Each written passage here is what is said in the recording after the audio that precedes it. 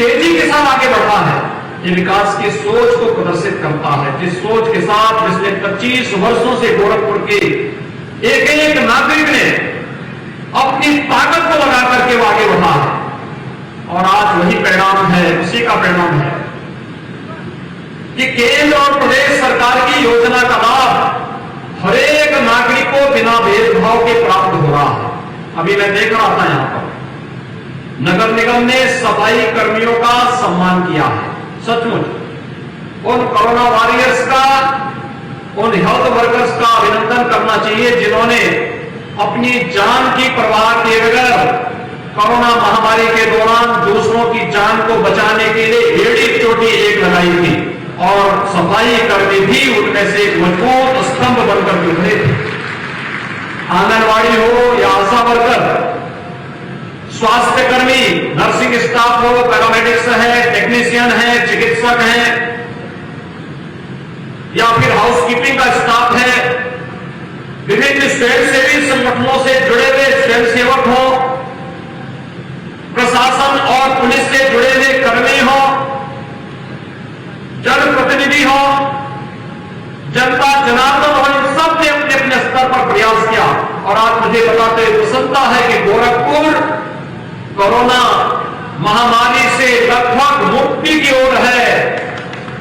टीकाकरण युद्ध स्तर पर चल रहा है और टीकाकरण के युद्ध स्तर पर चलने के साथ ही गोरखपुर ने विकास की प्रक्रिया के साथ तेजी के साथ कदम बढ़ाना प्रारंभ किया है। ये विकास की परियोजना इस बात को बताती है कि गोरखपुर ने जीवन को भी बचाया है और जीविका को भी बचाया है। और अगर गोरखपुर करना है तो प्रदेश कैसे पीछे होगा। मुझे बताते हुए प्रसन्नता है कि आज उत्तर प्रदेश 12 करोड़ 60 लाख से अधिक लोगों को वैक्सीन, कोरोना का वैक्सीन दे चुका है। 8.25 करोड़ लोगों का सफलतापूर्वक जांच की प्रक्रिया भी पूरी कर चुका है। कोरोना के महामारी में उपचार के लिए इतने बेड्स हम लोगों ने उपलब्ध कराए कि जिस उत्तर प्रदेश के बारे में कहा जाता था कि उत्तर प्रदेश में हेल्थ इंफ्रास्ट्रक्चर सबसे कमजोर है, आज उस उत्तर प्रदेश में कोरोना के उपचार के लिए 1,80,000 बेड्स हमारे पास मौजूद हैं। और हम दुनिया के किसी भी देश के कह सकते हैं उत्तर प्रदेश अब किसी मामले में कमजोर नहीं, उत्तर प्रदेश देश का अग्रणी राज्य है और अग्रिम सोच के साथ आगे बढ़ने का कार्य कर रहा है। उस सोच को आगे बढ़ाने की आवश्यकता है। अभी मैं देख रहा था सफाई कर्मियों का सम्मान के साथ ही प्रधानमंत्री आवास योजना में जिन लोगों ने गृह प्रवेश किया वे लोग अपने अपने घर का फोटो लेकर के आए थे। इतना गौरव और गरिमा के साथ कह रहे थे कि मेरे पास मकान हो गया है, मेरे पास अब पक्का मकान हो गया है। ये जीवन स्तर को उठाने की एक सोच, और इसके लिए मैं प्रधानमंत्री मोदी जी का आभार व्यक्त करूंगा जिन्होंने देश के अंदर अभी 3 दिन पहले 100 करोड़ लोगों को वैक्सीन देने के लक्ष्य को तो प्राप्त किया ही, सबको वैक्सीन मुफ्त में वैक्सीन के लक्ष्य को प्राप्त किया ही। प्रधानमंत्री बनने के साथ उन्होंने जो संकल्प लिया था कि सबको सिर ढकने के लिए छत भी देंगे, हर एक गरीब को देंगे। उत्तर प्रदेश अब तक 43 लाख लोगों को ग्रामीण और शहरी क्षेत्र में एक आवास प्रधानमंत्री आवास योजना के अंतर्गत उपलब्ध करवा चुका है। और ये कहने के लिए एक योजना हो सकती है, लेकिन यह एक योजना 43 लाख परिवारों को आर्थिक स्वावलंबन की ओर अग्रसर भी की है। और यही कारण है जो उत्तर प्रदेश पहले विभिन्न योजनाओं में पीछे रहता था, आज विकास की प्रक्रिया के साथ जुड़ करके केंद्र सरकार से जुड़ी हुई सभी परियोजनाओं में अग्रणी स्थान रखता है। और उसमें भी 44 योजनाएं तो ऐसी हैं जिसमें उत्तर प्रदेश आज नंबर 1 पर है, देश के अंदर नंबर 1 पर।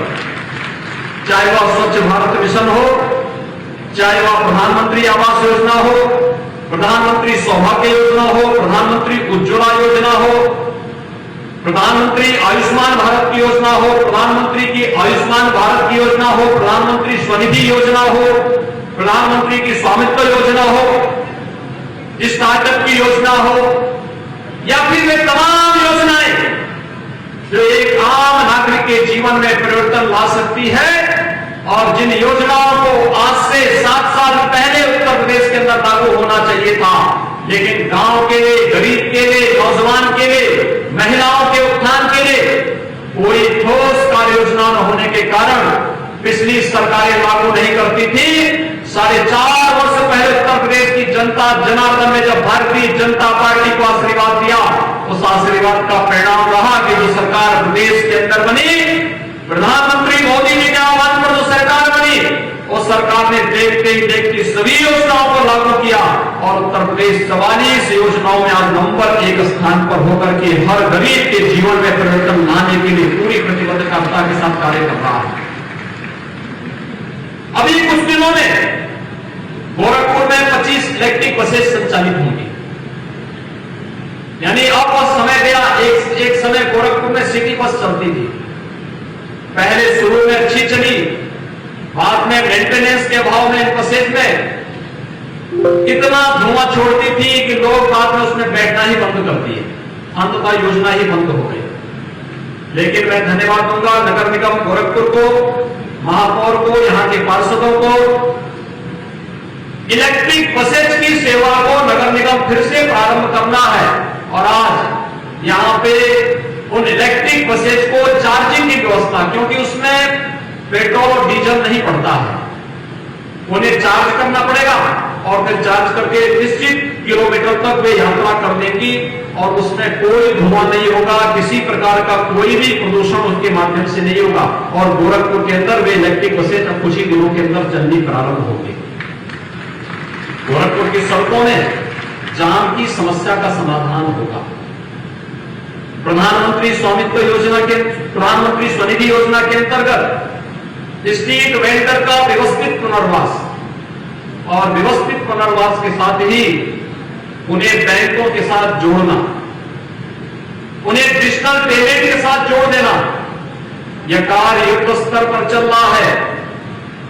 लेकिन सड़कों पर जो जहां तहां कार खड़ी हो जाती थी, आज गोलघर में जलकल बिल्डिंग के पास वहां पर एक मल्टी लेवल पार्किंग का उद्घाटन जीडीए के द्वारा कराया जा रहा है। यहां पे मार्केट भी होगा, और साथ साथ कार पार्किंग की, 2 व्हीलर को पार्किंग की सुविधा भी होगी। अब सड़कों पर गाड़ी खड़े करने की आवश्यकता नहीं पड़ेगी, बल्कि भाइयों बहनों, एक ही भवन के अंदर आपको मार्केट भी मिल जाएगा, कार पार्किंग भी मिल जाएगा, 2 व्हीलर को पार्किंग करने की सुविधा भी मिल जाएगी, उसकी सुरक्षा की व्यवस्था भी मिल जाएगी, और साथ साथ आप उस भवन के अंदर पूरी मार्केटिंग करने के साथ ही सुरक्षित अपने परिवार के साथ अपने घर को फिर वहां से खरीदारी करने के बाद जा सकते हैं। यह सुविधा गोरखपुर में पहली बार मिल रही है। इसके लिए मैं आप सबको हृदय से बधाई देता हूं, अपनी शुभकामनाएं देता हूं। विकास प्राधिकरण को समयबद्ध ढंग से इस कार्यक्रम को आगे बढ़ाने के लिए हृदय से धन्यवाद भी देता हूं। ढेर सारी विकास की परियोजनाएं हैं जिन पर अभी कार्य चल रहा है, और अगले कुछ ही दिनों के अंदर उनके लोकार्पण के लिए फिर हम लोग आपके बीच में आएंगे। नगर निगम का 100 वर्ष के बाद अपना भवन बन रहा है, एक बार अत्याधुनिक भवन बन रहा है, और ये श्री सीताराम जी को जा रहा है। कि सीताराम जी के नेतृत्व में आज नगर निगम अपना भव्य भवन के साथ आगे आ रहा है, और सीताराम जी ने तो वहां पे भवन के साथ साथ उसमें मार्केट भी दे रहे हैं खरीदारी करने के लिए। उनको लगता है कि पार्षदों को मार्केट में जाना पड़े, नगर निगम भवन के अंदर ही वे खरीदारी भी कर सके, अपने परिवार के साथ आकर के वहां खरीदारी कर सके, और नगर निगम की आय उससे बढ़ सके। एक बेहतरीन भवन मिल रहा है 100 वर्ष के बाद। याद करिए, जब 100 वर्ष के बाद एक नए भवन के लिए जब नगर निगम फिर मांग करेगा, तब उस भवन में सब आपका नाम पड़ा होगा कि कौन उस समय मेयर था, कौन उस समय पार्षद थे, कौन कौन लोग थे, आपकी उस समय की पीढ़ी, आपके उस समय नाती पोते आपको स्मरण करके कहेंगे कि देखिए हमारे नाना, कोई कहेंगे मेरे बाबा, मेरे दादा, मेरे काका उस समय पार्षद थे, कोई कहेगा उप सभापति थे, कोई कहेगा महापौर थे। सीताराम जी के उस समय 4th 5वीं पीढ़ी होगी। वे लोग उस समय स्मरण करेंगे इस बात को। यानी एक उपलब्धि आपके लिए, जैसे नगर निगम के वर्तमान भवन में जो हम लोग गए उस किस समय बना था, चेयरमैन कौन था, किसके समय बना था, कैसे बना था, हम लोगों ने स्मरण किया था, सभी लोगों ने उस समय देखा था। और यही स्थिति हमारे सामने उस समय भी होगी। एक अद्भुत क्षण होगा हम सबके सामने। विकास की प्रक्रिया को आगे बढ़ाने की आवश्यकता है और मैं विश्वास के साथ कह सकता हूं जो कार्य चल रहे हैं, हम लोगों ने नगर निगम से भी, नगर विकास से भी, त्वरित आर्थिक विकास से भी पर्याप्त मात्रा में धनराशि न केवल गोरखपुर महानगर के लिए बल्कि गोरखपुर महानगर के अंदर जो नए क्षेत्र बने हैं, इन नए क्षेत्रों के लिए धनराशि की व्यवस्था स्वीकृत करती है। बहुत शीघ्र उसका पैसा यहां पहुंच जाएगा और उस कार्य को समयबद्ध ढंग से हमें पूरा करना है। कार्य के मानक की गुणवत्ता को बनाए रखते हुए पूरा करना है। इस बार पिछले 70-80 वर्षों के मानसून के रिकॉर्ड को तोड़ा है बरसात ने। अतिवृष्टि के कारण जगह जगह जल प्लावन की स्थिति पैदा हुई, उसके कारण कुछ जगह समस्या हुई। हम लोगों ने प्रशासन से कहा, नगर निगम से, विकास प्राधिकरण से, पीडब्ल्यूडी से, अन्य आवास विकास से, सभी संस्थाओं से कहा समयबद्ध ढंग से इसकी कार्य योजना बनाइए। जल जमाव से अस्थायी समाधान का रास्ता निकालने की आवश्यकता है, हर हाल में निकलना चाहिए और उसके लिए ठोस योजना बनाइए। सरकार उसके लिए पूरी धनराशि उपलब्ध करवाएगी, लेकिन गोरखपुर में जल जमाव की समस्या का समाधान हर हाल में होना चाहिए। यह कार्य एक तो पूरी प्रतिबद्धता के साथ आगे बढ़ाने की आवश्यकता है। दूसरा, गोरखपुर के बाहरी क्षेत्रों में लटके हुए तार, जो बांस और बल्ली में लोग बिजली के कनेक्शन को लेने के लिए तार लटका देते थे, उसके लिए हम लोग पहले ही धनराशि देकर के उस कार्य को आगे बढ़ा चुके हैं और पावर कारपोरेशन, जिला प्रशासन इस बात की समीक्षा करने के समयबद्ध ढंग से उन कार्यों को पूरा करें। एक भी उपभोक्ता से अतिरिक्त पैसे लिए बगैर वहां पर तत्काल इस प्रक्रिया को पूरा करते हुए विद्युत की समस्या का स्थायी समाधान करने, उन सभी क्षेत्रों में बिजली की व्यवस्था, वहां पर व्यवस्थित तरीके से पोल और तार लगाने, स्ट्रीट लाइट लगाने, वहां पे सड़कों की कनेक्टिविटी को देने, जल निकासी की व्यवस्था देने और सफाई कर्मियों की तैनाती वहां पर समयबद्ध ढंग से हो जाए, जिससे महानगर के अंदर आने का लाभ हम सबको प्राप्त हो। इस विश्वास के साथ आज हम सब यहां पर आए हैं। बहुत सारी योजनाओं का लाभ आज यहां पर आपको प्राप्त हो रहा है। यहां पे मल्टी लेवल पार्किंग को मिल रहा है। आईटीएमएस के अंतर्गत भी इंटीग्रेटेड ट्रैफिक मैनेजमेंट प्लान जो स्मार्ट सिटी मिशन के अंतर्गत मिलता है, हम राज्य सरकार के स्तर पर उसको गोरखपुर में आज शिलान्यास कर रहे हैं। ट्रैफिक की व्यवस्था ऑटो मोड में ही गोरखपुर के अंदर चलती हुई दिखाई देगी। उससे गोरखपुर में जाम की समस्या का समाधान होगा, आवागमन आसान होगा और बेहतर तरीके से लोगों को सोच की वहां पर लोगों के सोच में परिवर्तन आएगा, लेकिन सुरक्षा का एक बेहतर वातावरण ही देगा। सड़क दुर्घटनाओं से मुक्ति मिलेगी और एक एक घटना सीसीटीवी कैमरे में कैद होती हुई दिखाई देगी। अगर किसी ने कहीं पर किसी बहन बेटी को छेड़ने का दुस्साहस किया, किसी व्यापारी को लूटने का दुस्साहस किया, अगले चौराहे पर पुलिस की टीम उसका इंतजार कर रही होगी और फिर वहीं पर उसको बहुत कायदे से उसके स्वागत की तैयारी भी होगी।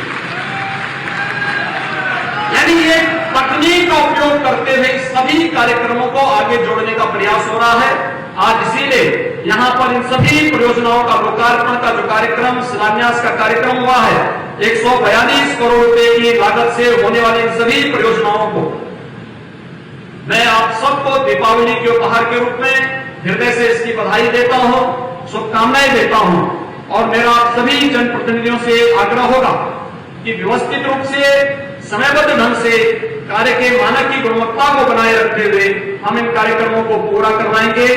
इस विश्वास के साथ आप सबके प्रति मैं अपनी शुभकामनाएं देता हूं। धन्यवाद। जय हिंद।